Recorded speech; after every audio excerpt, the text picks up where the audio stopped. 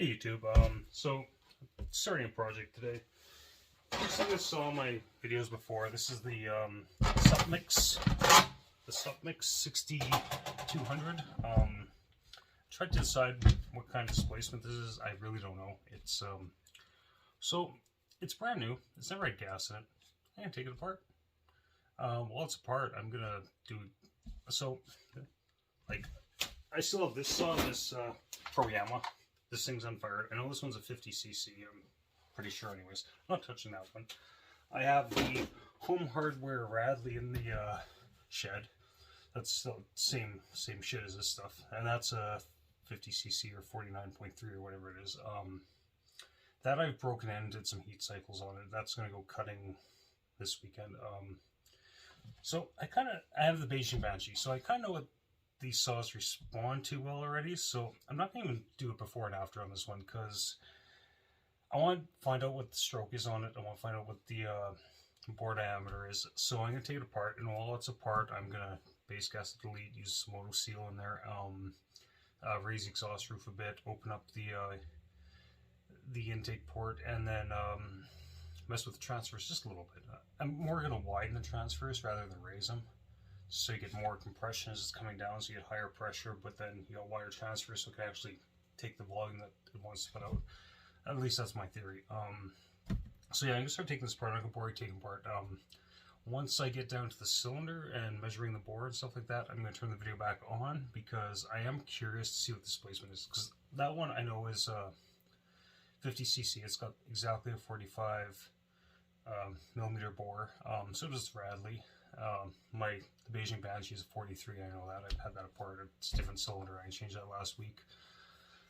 But this one, I'm kind of unsure. So I'm going to measure the stroke, and that's the only accurate way to measure the stroke I find on these is when you have the cylinder off, because the spark plug hole, that really doesn't give you an idea. So I'm going to pause you guys, but we'll be back. See you in a bit. Okay, so we've gotten this thing torn down quite a bit. It's kind of interesting. This one has a red intake boot. Haven't seen one of those yet. Oddly enough, so far I've taken this whole thing down just using this and a 5/16 nut driver. And the 5/16 nut driver is just for the two main exhaust bolts that hook into the exhaust port. So yeah, we're going to pull the cylinder off and see what is what.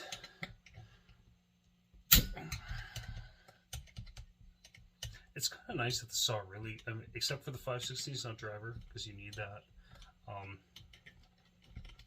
These things come apart so easy. The only gripe I've ever had putting these things back together is just dealing with the intake boot. But it's really not that bad. I mean, I've done far worse things with home light saws that make me swear a lot, because sometimes home lights can be a little bitch, depending on the model. I mean, there's some that are really easy, like the XL12's bolt does not really feel all that good. Huh.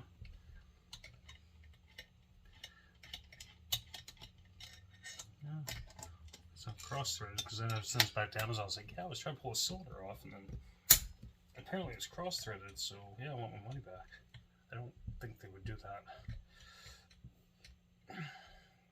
I guess you can make other... I think there's just Loctite in these, because yeah, it's just getting... This one too, right at the end. It's getting a little tight. See, this cylinder looks different than the others, so maybe it is a little bigger. Who knows? Just gonna pause you guys for a second here. Okay, I'm back. I just want to make sure I had what I need to measure bore diameter and crap like that, because that is important. Make sure I set to metric, because it's all metric bullshit. Metric's fucking stupid. This thing's brand new. This thing should just pop right off. Jesus Christ. Yeah, it'll pop right off alright. Huh. That's different. They obviously use some kind of... Look at that. They actually use gasket sealer there. Can you see that red stuff? So you can see it better on here too. Yeah. The green gasket, and then it's like RTV or some shit like that. That's very interesting. But this base gasket's going away. I wasn't expecting to have to scrape any shit off this, so that's a little disappointing. So the piston right on top, if you can see that, is marked 45.2. So I'm still going to do some measurements because I think it kind of demands it. Keep these guys. Yeah, there's some Loctite in these guys, but they're so tight. But I didn't expect to have to scrape any shit off here, so that's kind of a no-go. So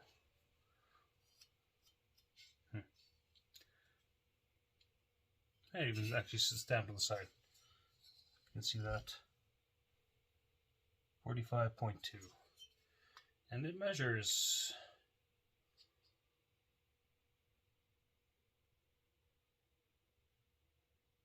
1 3/4 plus the 30 seconds, so I should probably change that to metric. So what would that be? That'd be 2532. 1:25:32 in normal measurements. 45.18. Yeah, 45.2. So we do have that going for it. We do know it has that. Now this, measure this as best that I can. So zero this guy out. We are pretty much a top dead center. I guess the big thing is telling that this is a 34 or 38. So I mean, it's not like it's like, oh, it's half a millimeter out, but so right there we have 56.92. I'll write that down on my whiteboard. 56.92 millimeters. So let's take this guy around that way.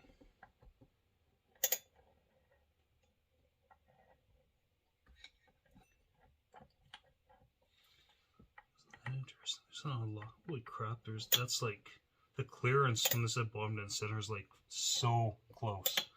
It's kind of crazy, actually. Okay, so that's bottom dead center.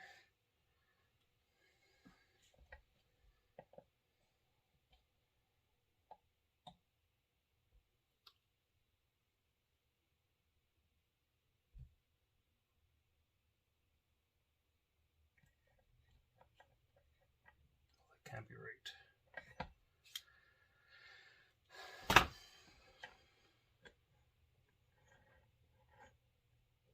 It's bottom dead center, so let's do this again. Zeroed out.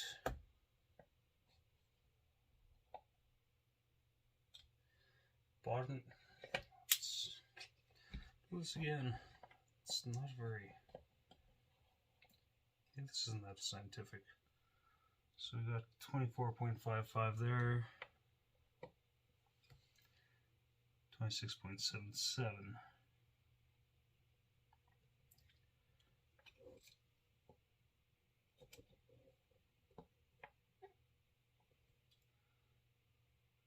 .75, 26.7. So we're going to call that bottom and center. It is 26.5 millimeters, or 26.5. Sorry, metric people. And then top dead center. I think all I can do is average out the side because this, I mean, the piston rocks. Maybe there's a better way to do this. Probably is. So we got 58.20.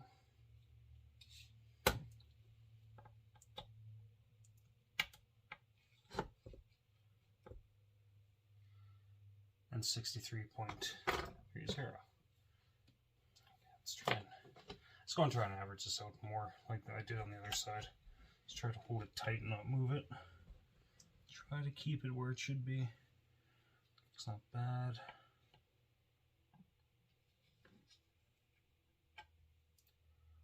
$60.4.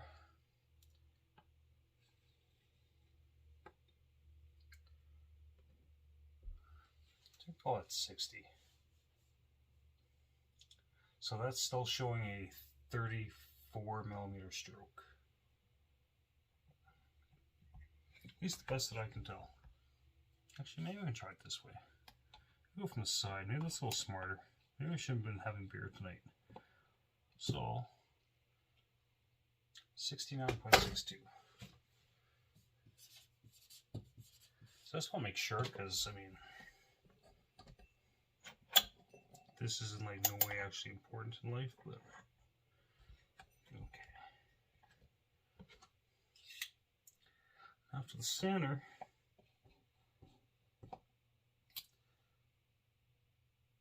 we have 35.97.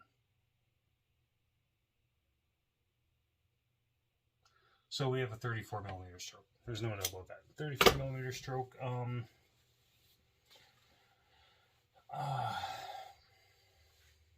gonna pause here. I gotta do some math. Okay, so I'm back from doing math. So pi r squared.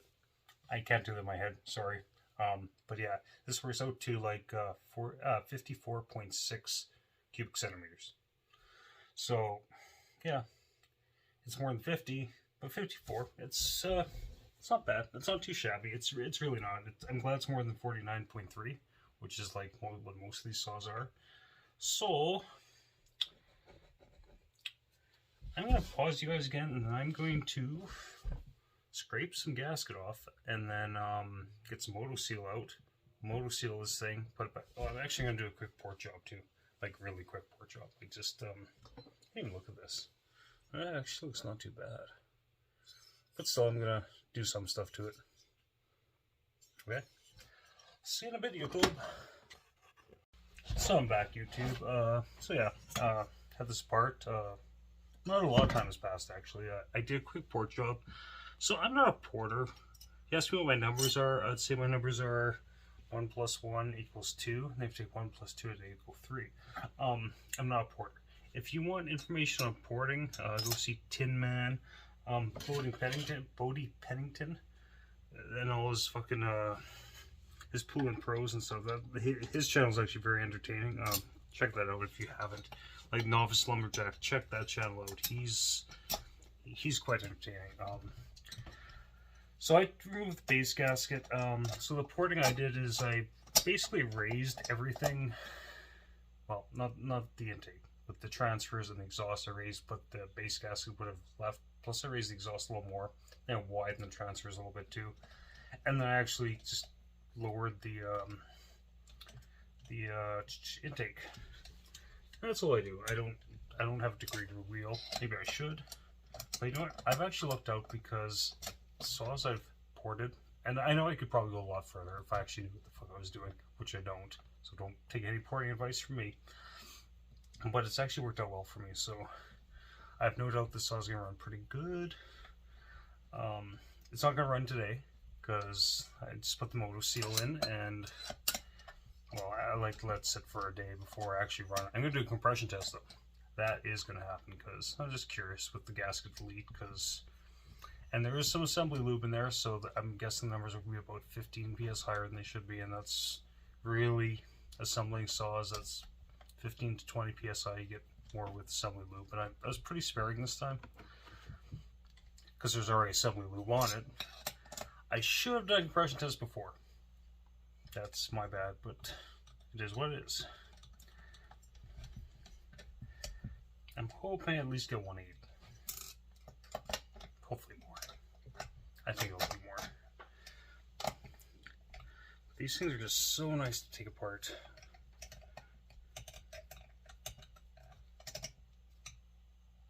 Okay. We're getting there. Surprised I haven't broken this fucking tool that this saw came with, actually. The other one, the Pro Yama, everything's torque. This one's all Allen.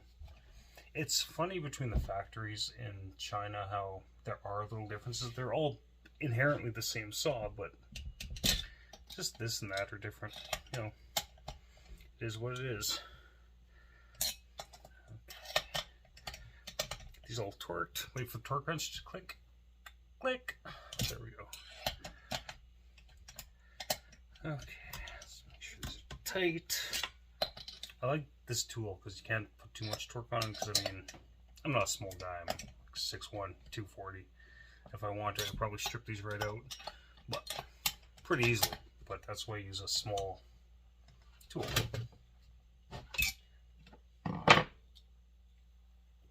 Silver bullet. Okay, so we are ready for a compression test. I need a compression tester.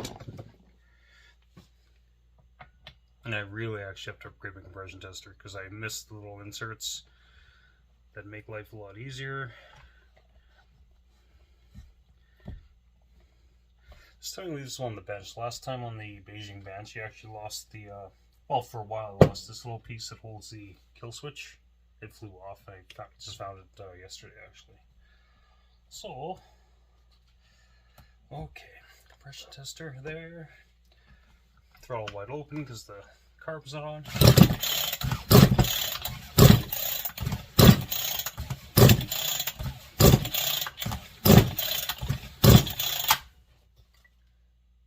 Huh. That's actually disappointing. It feels strong. I wonder if my compression tester's fucked.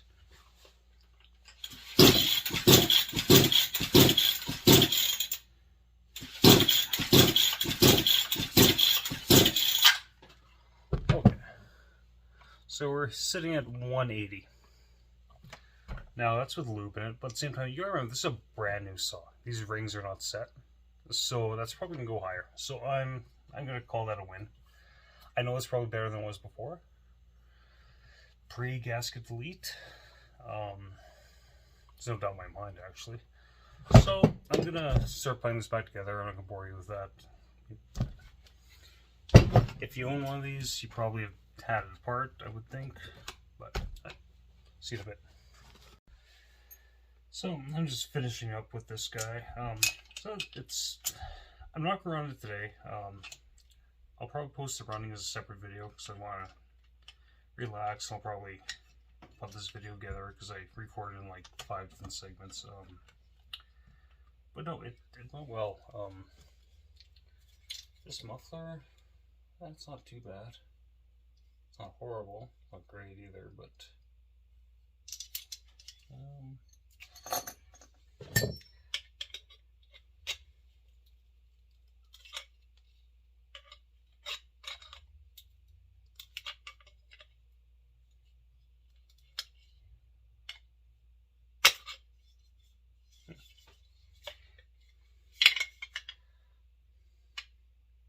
free muffler mod? Maybe.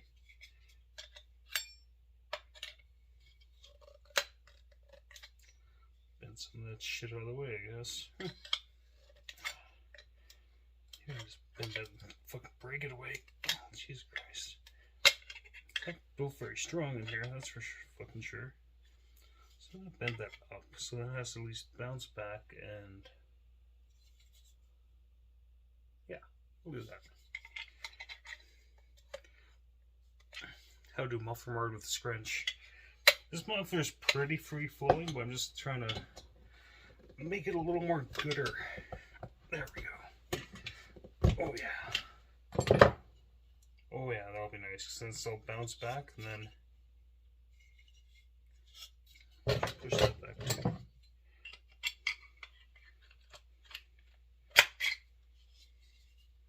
But if I want to, probably break all this shit free and just pull out the little hole.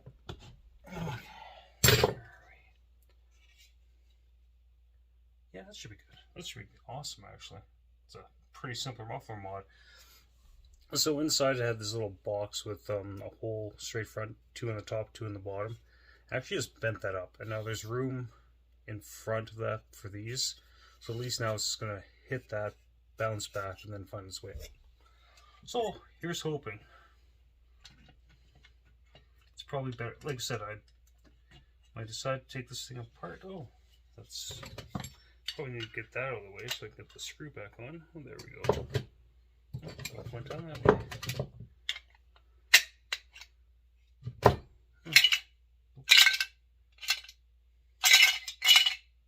Huh. Now it's still kind of floating. Okay, I broke it all free.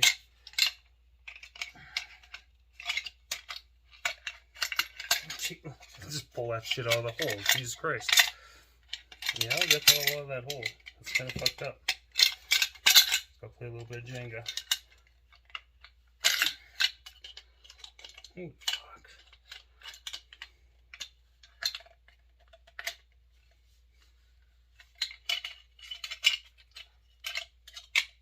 Huh.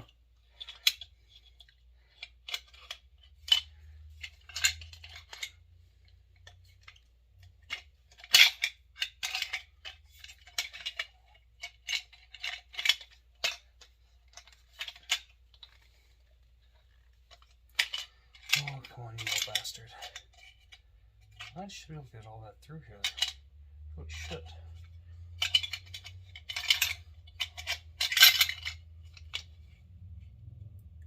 Oh, that's not good, but that's what it is. So I'm gonna pause here. I gotta do some surgery. So the muffler mod turned into an outright clusterfuck. I managed to get everything out, but it was, yeah, it went sideways quick. I should have left it well enough alone, or should have taken it to work, because with these mufflers, because they're sealed like tin can with a single peen seam, I usually just grind them off and re-weld them with TIG welding. It's a little bit of Everdur, silicone bronze, whatever you want to call it. But I beat it. I won, which I'm glad, because for a while there I thought I wasn't going to. I was getting pretty fucking frustrated there for a while. But it's all back together. Motor seal can set up for tonight, and then tomorrow I'm gonna run this bad boy, because I think it's gonna be good. I think it's great. Break it in, give some heat cycles. I don't have a lot of wood to cut here at home, but I got some stumps that I can cut up. But yeah, tomorrow we'll have some videos of this thing running. I'll talk to you later. See ya.